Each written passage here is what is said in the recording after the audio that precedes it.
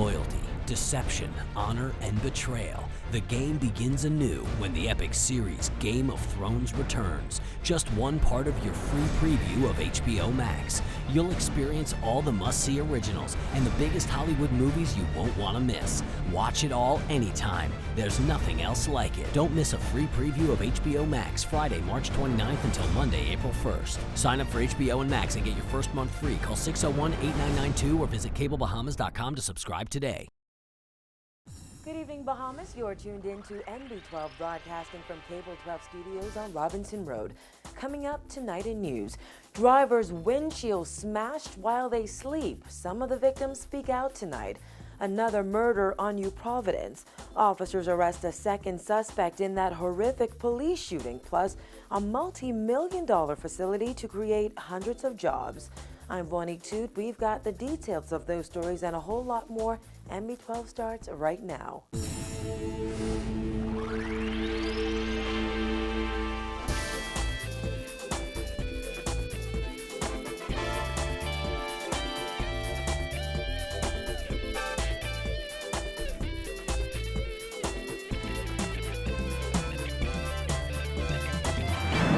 Topping news, over the Easter weekend, we reported that people who police believe were pranksters were smashing windshields of unsuspecting drivers on the corner of Shirley Street and Lyon Road in the early morning hours.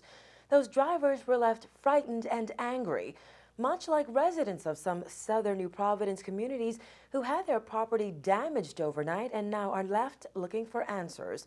Juan McCartney reports.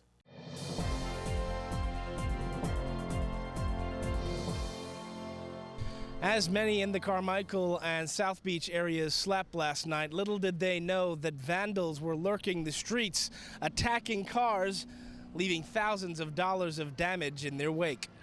Area residents like Keith Darling and his wife were among those who woke up to find their property had been violated.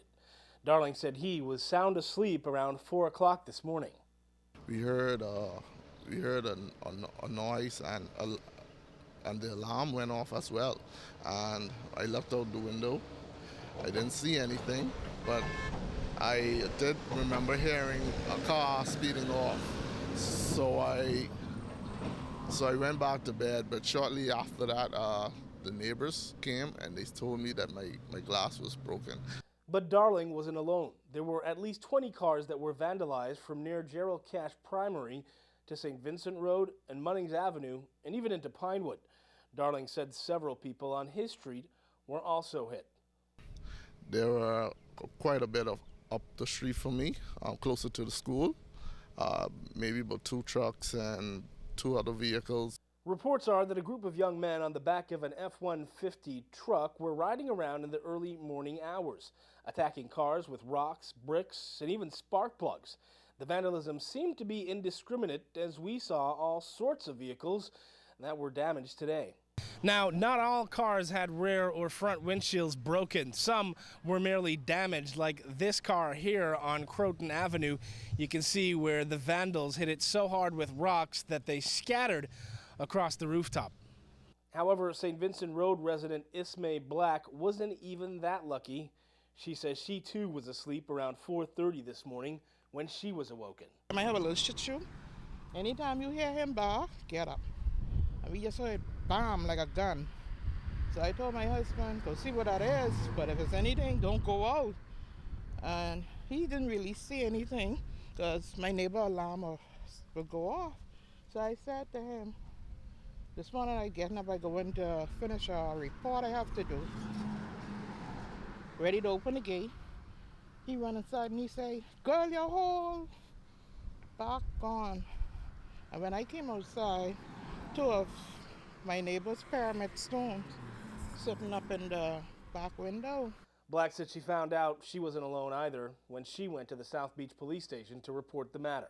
By what I was told, young men driving a F-150, I believe it's black, they say, I'm not sure, went around just having a field day at 4:30 in the morning like they got some problem in the bed. Bed must have got water, I don't know. Right now I got a windshield problem. Where could I go like this? In a ready touchy car, where could I go? And they lay down like Nothing wrong. How could you go sleep after you done cause harm, vandalize people's place? Where are their parents? I can't even say parents because if they driving and they're adults. Up to airtime, police had no one in custody in connection with this matter and were said to still be making inquiries. Meantime, many residents in these areas have been left paranoid about where they park their cars at night and are stuck with big repair bills. It costs between $400 and $600 to repair an average rear window. Reporting for NB12, I'm Juan McCartney. Police are questioning a 52-year-old man of West End Avenue in connection with the country's latest murder that took place on New Providence early this morning. Central Detective Unit Head Superintendent Paul Roll gave us an update today. Officers from the mobile division, while on mobile patrol in the area of Blue Hill Road and West End Avenue, attention was brought to a male in a vehicle. This male, upon being stopped by the officers, indicated that a young man had just been stabbed and they were requesting assistance. The officers assisted these persons to the hospital, where upon arrival at A&E, this male, who was suffering from multiple stab wounds, was pronounced dead.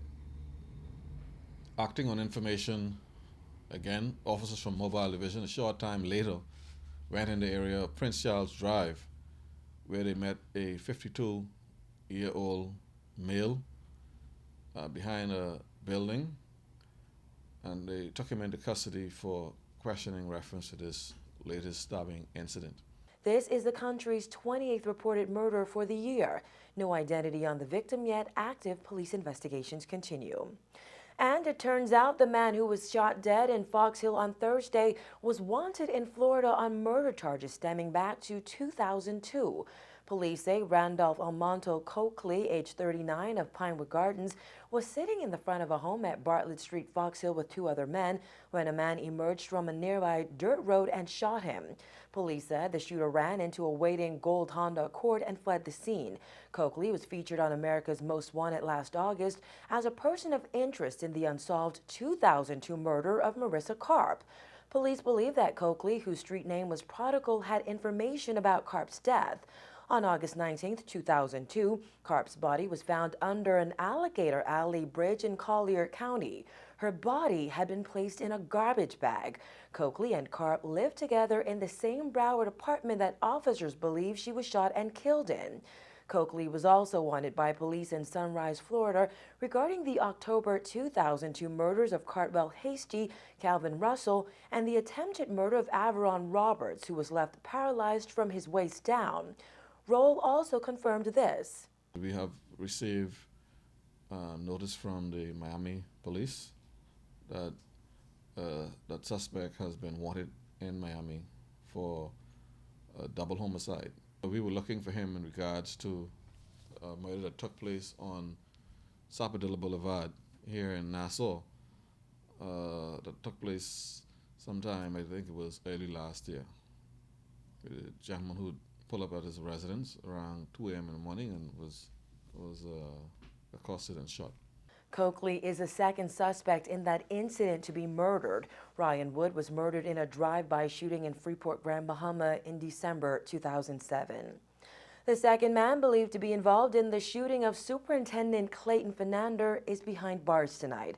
Officers arrested 21-year-old Lyndon Bethel, also known as Excel Josie, in the Collins Avenue area shortly after 7 last evening. The young man's father reportedly contacted police about turning his son in for questioning earlier yesterday. He was arrested around 7:45 p.m. on Friday evening in the Centerville area. So right now we have all of the suspects that we believe that were involved in this matter in custody. And we hope to have this investigation wrapped up by sometime today or during this weekend, by tomorrow, the latest. On Thursday, police picked up the first suspect, a 23-year-old man in the Faith Gardens area. Superintendent Fernander was airlifted to Florida for further medical treatment yesterday, 2 days after he was shot multiple times outside his home during an armed robbery attempt.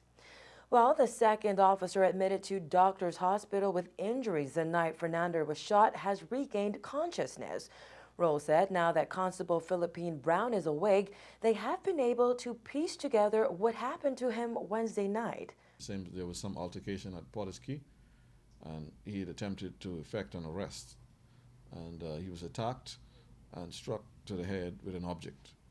He was able to get away from this group and drove himself to doctor's hospital, and the rest of the story I think you're aware of.